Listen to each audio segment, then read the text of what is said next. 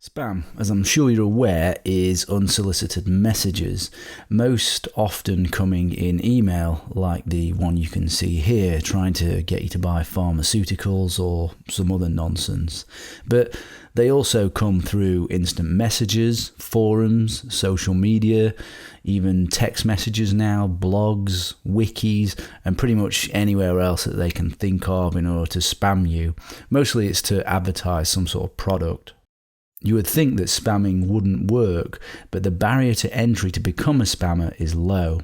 So spamming remains economically viable because spammers have very small operating costs, and it is difficult to hold senders accountable for their mass mailings.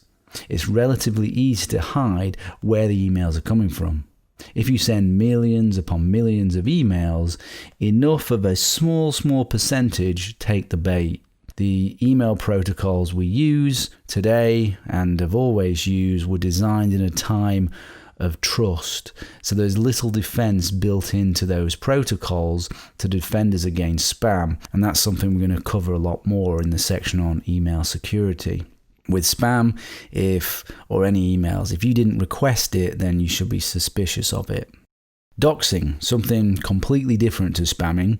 Dox is an abbreviation of document. Doxing is to do research on an individual, or it can be an organization or company, to find personal and private information, often in order to cause embarrassment, discredit, extort, coerce, harass, and just generally cause problems for the victim by publicly releasing the information or the threat to publicly release it.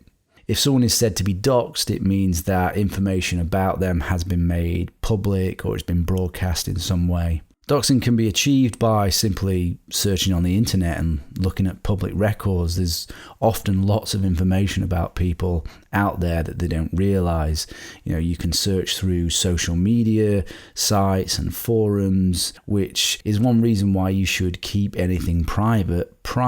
People are quite surprised at the amount of information that is actually out there on them. It can also be done through contacting your phone company, through IP address lookups so they know where you are or your general location, looking at browser history, domain name, who is information, basically whatever method the doxer can use based on their level of skill.